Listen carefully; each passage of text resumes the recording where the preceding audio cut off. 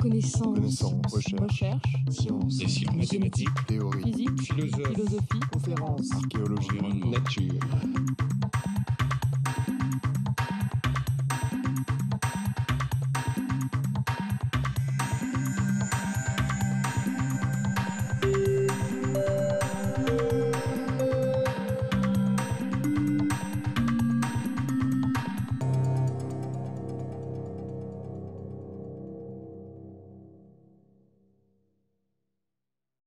Merci, bonjour à tous.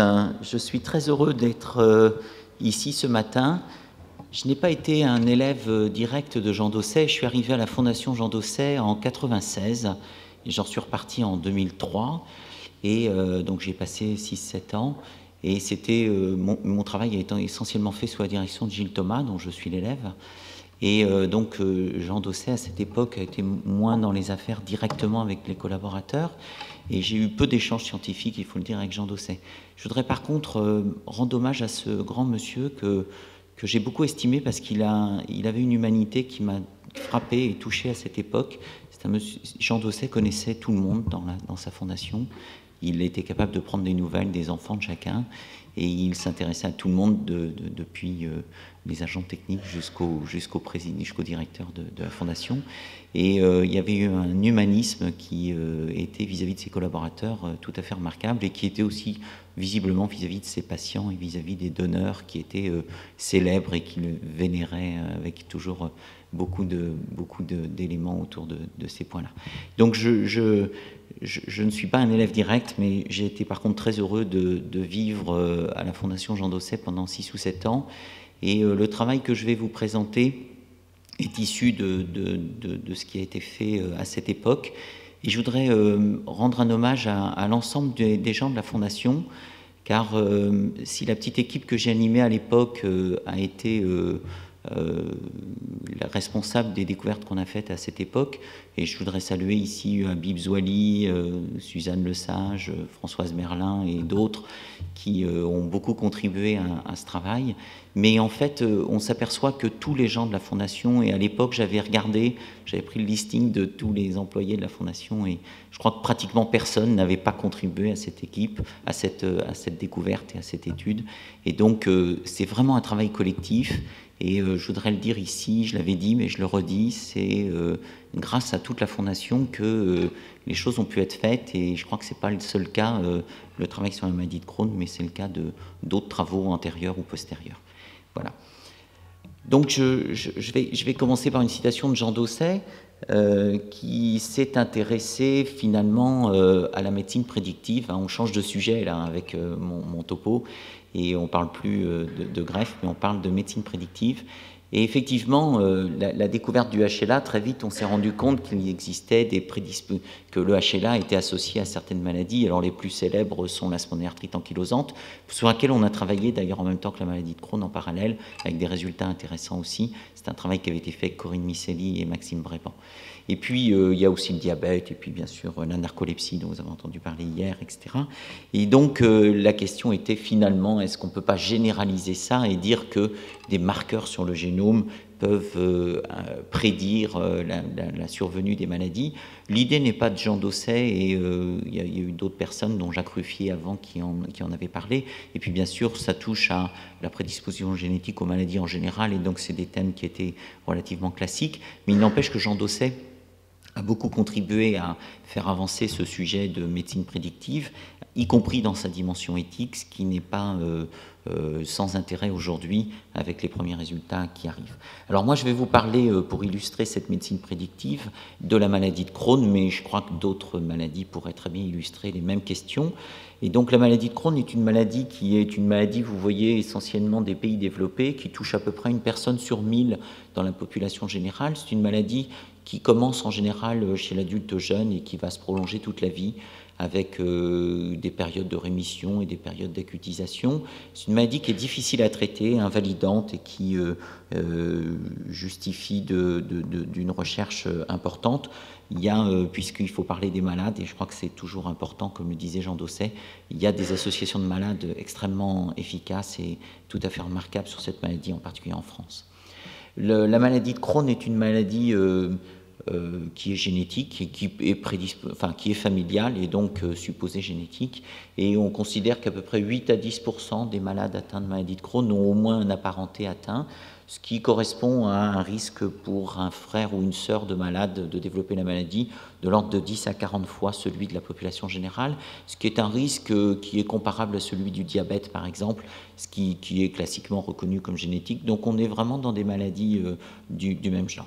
Alors en fait, le travail qu'on a fourni tous à la Fondation Jean Dosset avait été initié au début à l'Institut Curie et c'est donc heureusement terminé à la Fondation Jean Dosset. C'est un travail de clonage positionnel classique, mais ce qui était moins classique, c'est qu'on l'appliquait là à une maladie génétique complexe, puisque la maladie de Crohn n'est pas une maladie simple avec un seul gène, une prédisposition génétique où quand on a une mutation d'un gène, on a la maladie, et quand on a la maladie, on a la mutation d'un gène, avec donc une corrélation entre le génotype et le phénotype qui est relativement claire et déterminée. Donc cette stratégie de clonage positionnel appliquée à cette maladie génétique complexe était classique par contre, et donc il a fallu recruter un grand nombre de familles comportant plusieurs malades. C'est fait grâce à un consortium européen, et c'était une des premières études européennes qui avait été mise en place à cette époque pour recruter ces familles et faire cette étude. On a fait des études de liaison qui ont permis de définir des segments chromosomiques un peu larges. À cette époque, le génome humain n'était pas séquencé, il avait fallu faire une cartographie physique de la région, mais le CEF était très bien placé pour faire ça, comme on vous l'a dit hier, je pense que Jean Weissenbach vous en a parlé. Et puis il a fallu raffiner la localisation, regarder quel gène était présent dans cette région, et puis trouver le gène candidat le meilleur, et enfin identifier des mutations pour aboutir à démontrer qu'effectivement certaines mutations d'un gène qui s'est appelé plus tard NOD2 étaient impliquées dans la maladie. Donc c'était un success story avec l'identification d'un gène de susceptibilité. Une maladie génétique complexe, c'était une des rares fois où c'était survenu. C'était peut-être l'antériorité était avec le diabète, mais disons que c'était tout à fait dans les mêmes périodes. Donc c'était vraiment, on a eu beaucoup de chance, et j'insiste sur le fait que c'était quelque chose de collectif. Donc on a trouvé un gène sur le chromosome 16 qui à l'époque s'appelait NOD2, qui venait juste d'être identifié. Il y avait 2 papiers à l'époque de publiés sur ce gène. Maintenant il y en a probablement plus de 2000, et donc vous voyez que ça a été une histoire qui a eu des rebondissements. Alors ça c'était le succès. On était à l'époque une douzaine d'équipes dans le monde à travailler avec une approche de clonage positionnel dans la maladie de Crohn, et il y a eu d'autres choses rapportées. Le DLG5 par exemple avait été un gène proposé par une équipe allemande. Malheureusement, il se trouve que probablement ce DLG5 est un faux positif, tout au moins il y a des arguments pour le penser. Il y a eu il y a eu un consortium canadien qui a aussi eu une success story, qui a montré une liaison génétique sur le bras long du chromosome 5 avec la possibilité de raffiner la région jusqu'à une région aussi petite que 250 kilobases, qui contenait par chance beaucoup de gènes supposés impliqués dans l'immunité, dont en particulier des gènes des interleukines. Et malheureusement, cette équipe n'a pas vraiment réussi à mettre le doigt sur le gène particulièrement impliqué dans la maladie de Crohn, et donc a proposé que ce soit un des gènes localisés dans la région, sans plus préciser, ce qui a été donc une success story limitée de cette approche.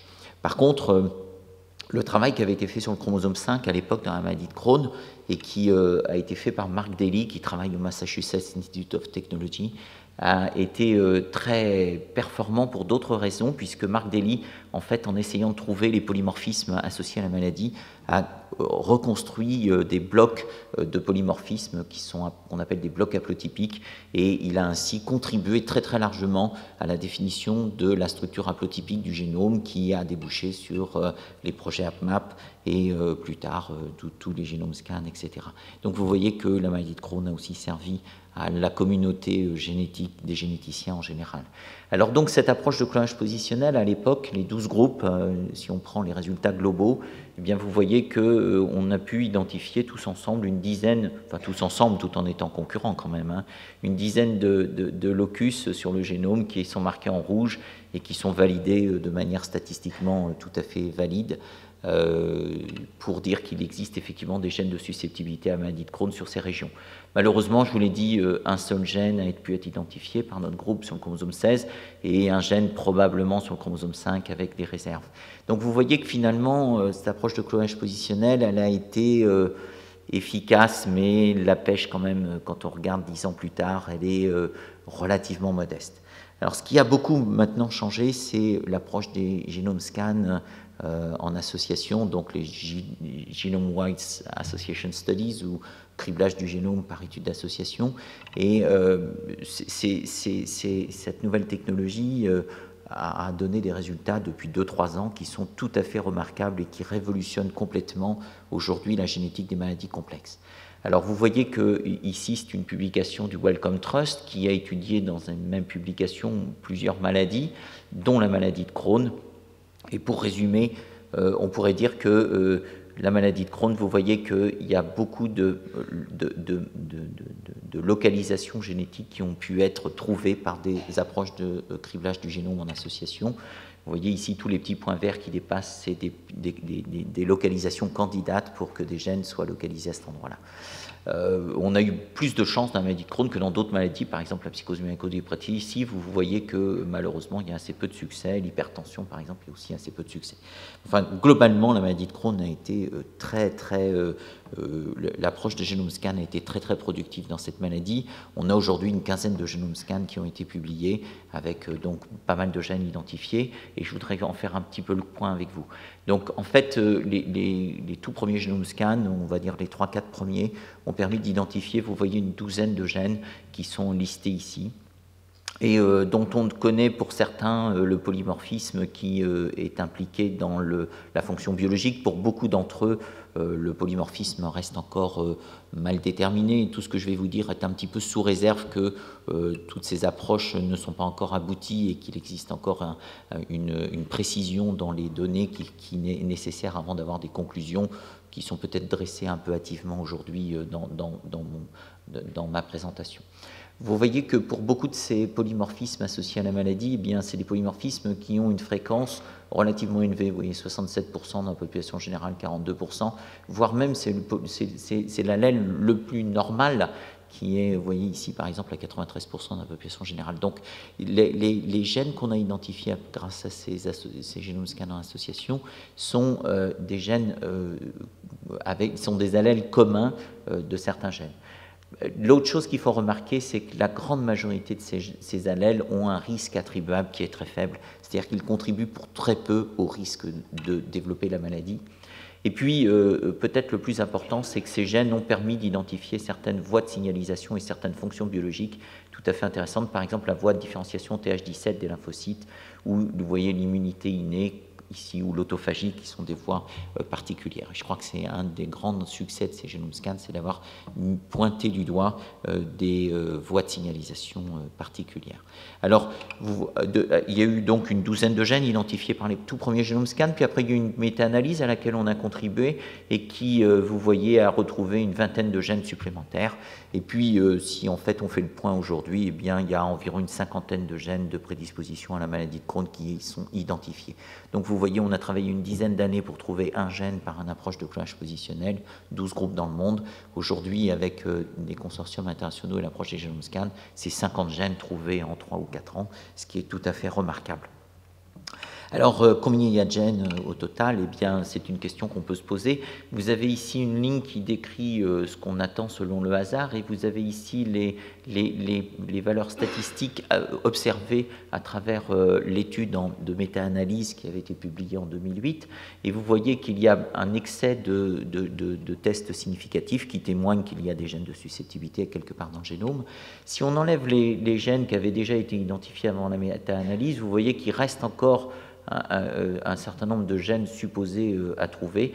Et quand on regarde après les résultats de la méta-analyse, donc une fois qu'on a trouvé une trentaine de gènes, bien vous voyez qu'il y a encore de la place pour certains gènes. Je vous ai dit qu'aujourd'hui il y en a 50, mais probablement demain il y en aura une centaine, voire plus, avec donc quelque chose quand même une visibilité maintenant sur la prédisposition génétique à la maladie de Crohn, mais c'est vrai pour d'autres maladies génétiques complexes qui va en augmentant. Je crois qu'un des grands succès de cette approche de Genome Scan, c'est d'avoir identifié des voies de signalisation et des fonctions biologiques, c'est ce que je vous ai dit. Et je crois qu'aujourd'hui, on peut dire que l'approche génétique conduit la recherche biologique et que c'est tout à fait important. C'est-à-dire que maintenant, toute l'approche on connaît un peu la physiopathologie de la maladie, on va chercher des gènes candidats et donc les physiopathologistes donnent des informations aux généticiens pour travailler. Ça s'est complètement inversé. C'est maintenant les généticiens qui donnent des informations aux biologistes pour comprendre la maladie. Et ça, je crois que c'est un des grands succès de ces découvertes de gènes, même si il n'y a pas eu des succès attendus dans tous les domaines. Le deuxième grand succès de la découverte de ces gènes, c'est le fait qu'on a pu identifier des gènes qui étaient communs à plusieurs maladies. Je vous ai fait une liste ici qui n'est pas exhaustive, hein, c'est une compilation de la bibliographie qui date déjà de quelques mois. Et vous voyez que, par exemple, NOT2, qui est le gène qu'on avait identifié sur le chromosome 16, est impliqué dans plusieurs maladies, dont la réaction de greffon contre l'autre, par exemple, ce qui est assez amusant de réunir la maladie de Crohn et la réaction de greffon contre l'autre. Vous voyez que la voie de TH17 est impliquée dans beaucoup de maladies, la spondylarthrite ankylosante, la maladie de Crohn, mais d'autres maladies, le psoriasis aussi. Et donc, on a un petit peu ce que les cliniciens avaient déjà observé, c'est-à-dire des agrégations soit chez la même personne, soit dans la même famille de différentes maladies. Et bien aujourd'hui, on a un petit peu le substratum génétique de des explications génétiques à ça. Et puis, ça permet quand même de relier des maladies, de mieux comprendre les mécanismes à travers ça. Je crois que c'est une des réussites aussi de ces approches de Genome Scan sur les maladies génétiques complexes. Alors, qu'est-ce qu'il en est de ces approches en termes de médecine prédictive dont on parlait au début? Bien, je crois que là, le succès est plus mitigé et c'est ce que je voudrais développer dans cette deuxième partie de l'exposé. Jean Dosset avait l'idée que finalement, avec l'approche de médecine prédictive, dont il ne doutait absolument pas, on pourrait voir son médecin et puis décider avec lui quel était le mode de vie qui nous serait le plus souhaitable pour rester en bonne santé le plus longtemps possible. C'était un petit peu créer sa niche écologique autour de son terrain génétique. C'est un peu l'inverse de Darwin, où Darwin, c'est la niche écologique qui petit à petit influence le capital génétique de l'espèce. Là, c'est l'inverse. On a notre capital génétique qui, là, est personnalisé et qui nous fait choisir une niche écologique. Donc, c'est une grande idée. L'idée, il la résumait en disant qu'on allait arriver à la rectangularisation de la courbe de survie. Et le concept est le suivant, c'est-à-dire que si on peut vraiment faire de la médecine prédictive, eh bien on va éviter une mortalité avant la mortalité inhérente au fait qu'il y ait du vivant et que l'espèce ait une limite d'âge possible. Et vous voyez que finalement, l'idée c'est de naître et puis que tout le monde vive en bonne santé jusqu'à la limite d'âge de l'espèce et puis que tout le monde meurt à la fin, donc avec une espèce de courbe de survie qui soit rectangulaire. Ici, vous avez la proportion de survivants avec l'âge des gens. Et vous voyez que ici, c'est une étude du Québec que j'ai pris ici pour illustrer mon propos. Vous voyez que dans les années 20, eh bien, la courbe de survie était un peu convexe. Avant, au Moyen-Âge, elle était probablement concave. Et puis, petit à petit, la convexité s'est aggravée. Et ce que voulait Jean Dosset, c'était d'arriver à un cadre. Ce qu'il me disait, c'est que peut-être on arriverait à résoudre ce problème et à faire que tous les gens, la rectangularisation de la courbe de survie dans les années 50, c'était l'idée. Alors c'est une très belle idée et c'est pour ça que je vous ai mis cet extrait de son livre. À chaque fois, les citations viennent du livre de Jean Dosset qui s'appelle « Clin d'œil à la vie », que j'ai relu pour cet exposé qui est tout à fait passionnant. Alors la médecine prédictive, ça peut servir à plusieurs choses, à la prévention, donc dépister les gens avant qu'ils soient malades. C'est le concept le plus global. Alors ça, par contre, il faut quand même imaginer que ça a un intérêt que si on peut intervenir sur l'évolution de la maladie et sur son apparition. Ce n'est pas le cas dans la maladie de Crohn, puisque finalement, par définition, si on veut pouvoir prévenir la maladie, il faut connaître les facteurs d'environnement et donc pouvoir éviter l'exposition à ces facteurs d'environnement des sujets à risque et donc prédisposés. On pourra revenir là-dessus à la fin si vous voulez. Et on peut aussi utiliser cette médecine personnalisée à visée diagnostique, donc d'éviter des procédures diagnostiques lourdes ou au contraire les anticiper si on pense que les gens sont plus à risque. Alors ça, dans la maladie de Crohn, ça a peu d'impact puisque, en fait, on ne pense pas qu'il y ait un intérêt majeur à avoir un diagnostic très précoce de la maladie. Et donc, comme il n'y a pas de traitement préventif et de perte de pronostic si on fait un diagnostic plus précoce, ces éléments sont moins clairs. On peut aussi imaginer que la médecine personnalisée, basée sur la génétique, puisse servir à choisir des conduites thérapeutiques. Ça, c'est probablement plus juste pour la maladie de Crohn, où il existe un arsenal thérapeutique relativement important, avec des stratégies thérapeutiques qui sont complexes et pour lesquelles des discussions peuvent se faire.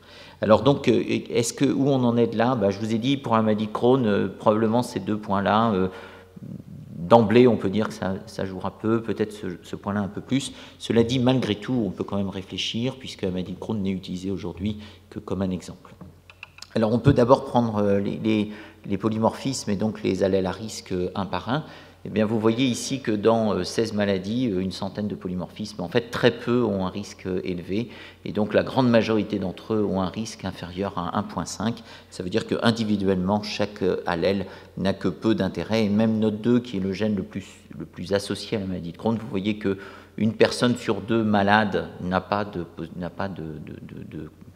mutation de ce gène, et à l'inverse, il y a à peu près 20% de la population générale qui est porteuse de ce gène, avec des risques attribuables qui sont chiffrés entre 2 et 30. C'est un travail qu'on avait fait avec Lee Pascoe, qui est dans la salle et qui travaille toujours à la Fondation Jean Dosset, et qui, donc vous voyez que c'est un risque attribuable relativement élevé, mais malgré tout, même avec ça, on peut difficilement l'utiliser en termes de conseils génétiques ou de médecine prédictive.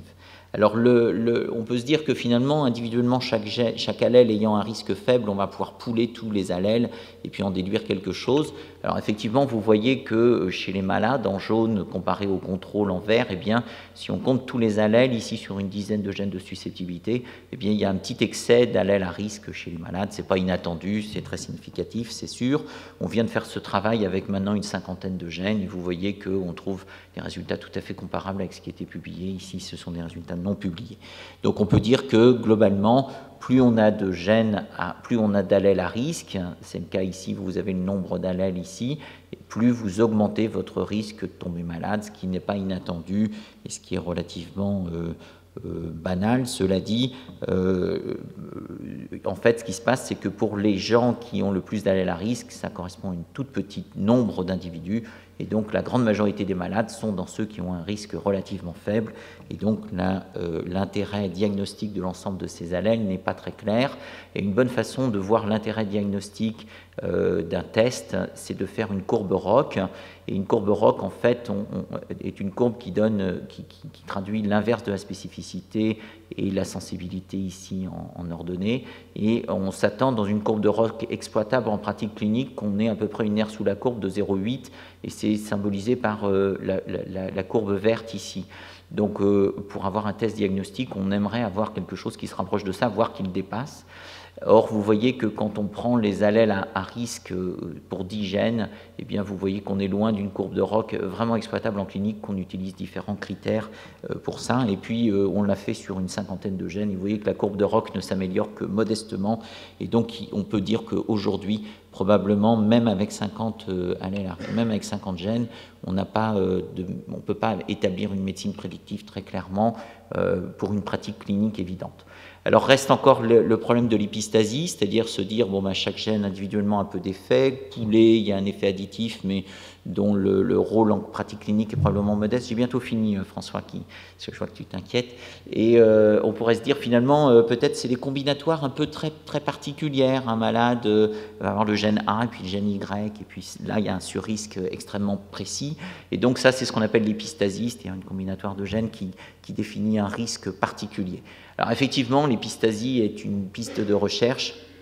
Malheureusement, même en toute théorie, si on considère 12 locus, qui est très, très loin de ce qu'on a aujourd'hui, puisqu'on en a maintenant, je vous dis, plus de 50, et demain on en aura probablement plus de 100, eh bien, vous voyez que le nombre de combinaisons possibles avec 12 locus, quand on prend 3 génotypes par locus, c'est-à-dire un polymorphisme biallélique, eh bien, vous voyez qu'il est énorme. Donc même si vous prenez, en gros, il a une chance d'exister sur 500 000 patients. Il y a à peu près 1 million de patients dans le monde. Donc vous voyez que si vous prenez tous les malades du monde, eh bien, vous arrivez à étudier que simplement quelques combinaisons. Donc même avec des cohortes énormes, il est difficile d'attribuer un risque. Et même si jamais on arrivait à attribuer ce risque, bien finalement il serait utile que pour quelques personnes dans le monde, donc on se demande quel est l'intérêt. Donc il y a une réflexion sur cette prédisposition génétique qui n'est pas évidente, et finalement ça revient à dire que le polymorphisme nous apprend que chaque individu est différent et que quand on combine les polymorphismes, eh bien on arrive à l'identité personnelle de chacun, et que donc là les statistiques ne valent plus beaucoup. C'est d'ailleurs ce qui fait qu'on arrive à dépister un individu avec son génotype. Donc vous voyez, Jean Dosset l'avait dit, en fait, à la fin de son livre, le polymorphisme, c'est bien ce qui donne notre identité, et donc finalement la maladie est aussi quelque part notre identité.